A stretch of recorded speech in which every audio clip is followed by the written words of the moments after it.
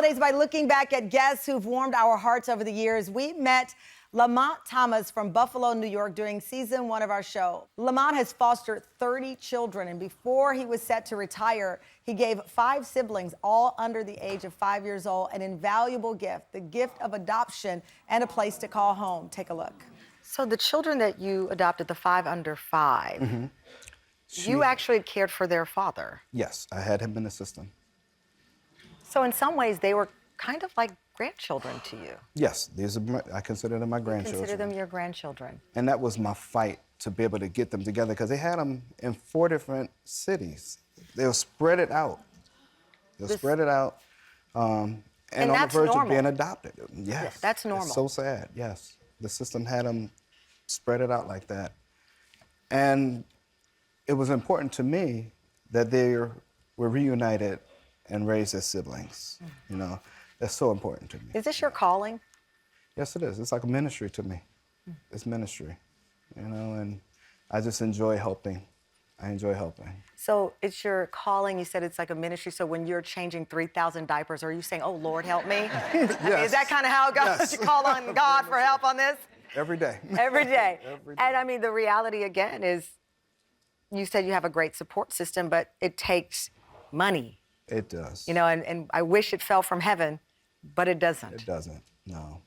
No, but, you know, with my excellent support system, you know, I've had people anonymously send money to us, you know. I had a dealership that gave us a new vehicle. Oh, wow. You know, and it's all a blessing, and I'm appreciative of it all.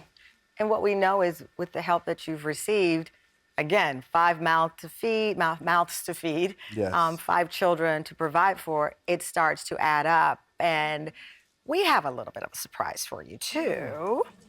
We decided, listen, you gotta keep food on the table. You gotta keep the kids smiling. So we called some people who know some people, and we wanna kick off our giveaway with $15,000 worth of groceries for you and the kids.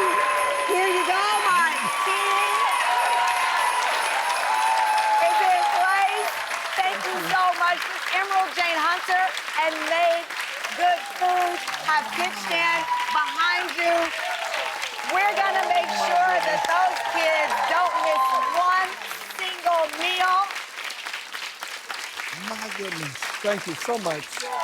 We met all 5 kids on our show, Zendaya, Jamil, Nakia, Major, and Michaela. We also surprised them with $1,000 worth of toys and a dream vacation to Orlando.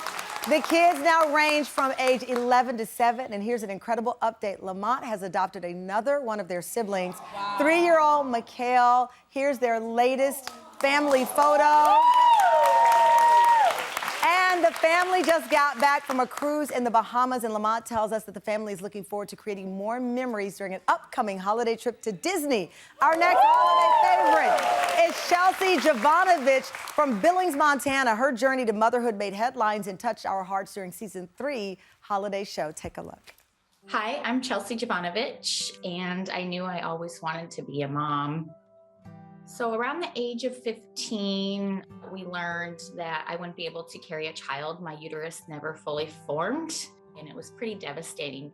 After I got married to my husband, we decided we wanted to start planning our family. He knew that we wouldn't be able to have a child the conventional way. So we were ready to attempt to use a gestational carrier. The first attempt, unfortunately, was not a success, and I kind of just wanted to throw in the towel. I had seen a Time magazine article about uterine transplants. This procedure was experimental, but I was desperate. I would do anything to have a baby. It was around Christmas Eve that we got the call that we had been accepted into the study and that we actually had a match. I was going to be given this opportunity to possibly have a baby, and it was the best gift ever. I had my operation on February 21st, 2020. On October 13th, I was pregnant. Oh my God. I really wanted to know who this lovely woman was that, sacrificed so much for me. Your transplant was Penn Medicine's first living donor uterus transplant. This was history making. Yeah. I mean, is it? Oh, I have so many questions. What is it like now that you look at that beautiful baby boy, Teldon? Telton is his name. Teldon, you had him in May. Other than being a Chippendales model, what is it like when you look at him? I am just so incredibly grateful for, to be his mom. It's an amazing thing. It's really a miracle. I was told at the age of 15 I would never have a baby, and here I have this beautiful baby boy. And I would imagine you're told that at 15, and you're 15. You're like, okay, what does that mean? But as time goes by, and you become an adult, and you fall in love, you understand fully what that meant, and that was painful. I never thought, I would find somebody that would love me, and I found a great man, and we were given this beautiful opportunity with Cheryl, my donor. I've been open about IVF, and we know the path to motherhood has many, many forms. You, like me, I saw that article, that same article, I saw it, on a uterine transplant. It sounds so unbelievable, but there had to be something in that article that made you believe this might be it. I relied heavily on my faith, and for some reason, I was just told to apply and try this. I mean, that's what's so special about this. I mean, you could have read it, you could have, oh, okay, well, that's not possible, or that can never be an option for me, but something made you believe that it could be the answer. That's your faith. It was my faith. It is my faith. Wow.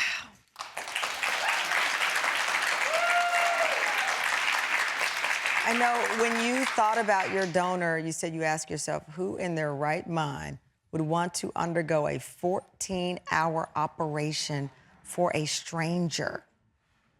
You knew your donor had to be someone special. I knew she was a selfless person, and I knew that, she would be a part of my family forever because I was given this beautiful opportunity. And without her, none of this would have been possible. So from the beginning, you determined in your mind and heart that whoever this person ended up being, you were going to have a journey with them. I knew that, yeah. You did? Yeah, I love you, and you seem like a wonderful person. 14 hours for a stranger? That's one of the most... That might be one of the most selfless things I've ever heard someone do. She's amazing. We met the woman Chelsea calls her soul sister, her uterus donor, Cheryl Urban. Take a look. I'm looking for angel wings to start sprouting from you. Because you have to understand, we all see stories, right? And we donate food. We may even give to churches. And I believe that most people have the capacity and do give what they can. This is extraordinary because your life was at risk as well. It's a 14-hour surgery. Correct. And a stranger. When you and your husband sat down to talk about it, he had to be worried. What if something happens to you? Our children will be left without their mom while you're trying to help someone else become a mom. How did you reconcile the fear and still do it? He knew I was pretty passionate about it. And I have a wonderful, great support system that I knew the odds were, in my favor that my family would be okay. Wow. Chelsea, often in this process, donors and recipients don't meet. It's anonymous. But you both chose to meet. You wanted Cheryl to be part of your whole journey as well. Was it an instant connection?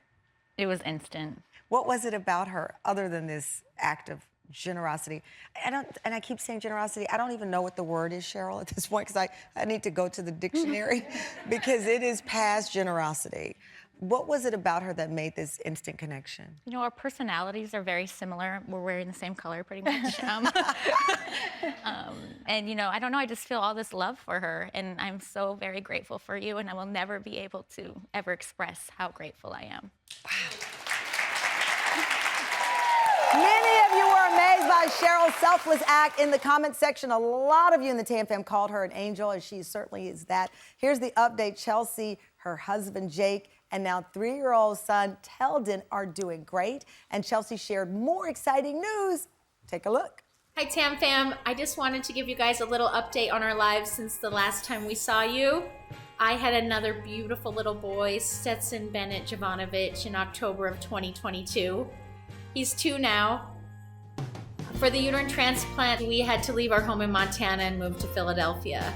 February will be 5 years since the transplant, and we are finally just moving back. And now I have 2 babies in our home. I love you. Oh, I love you too, Stetson. I'm so very grateful for everyone that helped us through this journey. Our parents, my husband, Penn Medicine, and of course my donor, Cheryl. Without her, we would not have our family. And I am telling you right now, my boys make my life. And just to see the wonder in their eyes with every little thing. We're about to celebrate our first Christmas in our home together, and it's an indescribable feeling. Happy holidays! Happy holidays! Tam Fam! Congrats, Chelsea, on your beautiful family. Next, Colette Divitto from Boston believes she was turned away from multiple job opportunities because she lives with Down syndrome. So Colette forged her own path, turning her baking hobby into a big, huge business with the launch of her very own cookie company, Colette's Cookies. And she joined us season 2 with her mom, Rosemary, and sister Blake in a moment I will never forget. Take a look. But I want to go to how this all started. Colette, you were looking for a job. You'd gone out and trying to find your way, and people would say that you weren't the right fit. And basically, no. How did that feel for you? And how did you say, that's okay, I'm going to turn your no into a yes for myself? I have been baking, about having my own cookie company. I always love to bake. I make all the tips. Colette's always been very organized, and she's put together all of her recipes on her own, and she's very methodical, so she lines everything up when she's baking. So she started a baking show on YouTube, and that's been amazing because she's so great to learn how to bake with because she lines everything up, and she slowly goes through each item. It is Colette's company and her recipes, Blake, but you and Mom help out here. You helped her launch it. Yeah, I shared her story, I will say. Once Colette really got a lot of fans and customers, it became a sensation. Everybody loved following along with her. And I think it was, great for everybody to see all of her abilities, but also so many people to see what they're capable of doing too. Absolutely. And Rosemary, the sweet part of, again, this story is that there were, unfortunately, people who did not want to bet on Colette. And she found a way with Blake and you to bet on herself. The story is beautiful, but at the end of the day, the cookies have to be good. And they are good. I'm waiting for mine to come in because everybody wants them. And mine did not make it, or someone on my staff took my cookies. So That was a true moment. Someone took my cookies. But guess what? I finally got cookies in my hand. Colette sent over a few for me and the audience. We got dark chocolate express, healthy breakfast, and oatmeal raisin. The whole studio. Y'all, come on now. Don't be shy. The audience has her most popular amazing cookie, which is a chocolate chip cinnamon cookie for us to try together. I'm going to go and take a bite. You ready? See, I love my Tam Fam. They're like, who waiting on you, Tamron? Colette became the subject of a short film called The 17% that won a 2024 Student Academy Award for Best Documentary. It's now qualifying for the upcoming Oscars. Congrats. I am so proud of you, Colette. Your journey is beautiful. You can follow it on Instagram.